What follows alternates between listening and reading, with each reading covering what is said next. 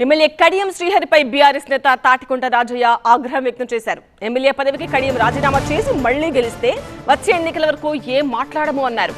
BRS పార్టీలో ఉన్నానని అనుకుంటే 6 గ్యారంటీలతో పాటు సమస్యలపై కాంగ్రెస్ ప్రభుత్వాన్ని ప్రశ్నించాలని కడియం శ్రీహరికి సూచించారు.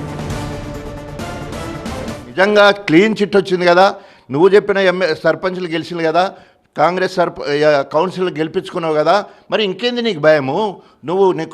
నీకు సిగ్గు శరం ఏమాత్రం ఉన్నా వెంటనే రాజీనామా చేస్తామని కూడా అంటున్నావు. నువ్వు రాజీనామా చేసిరా.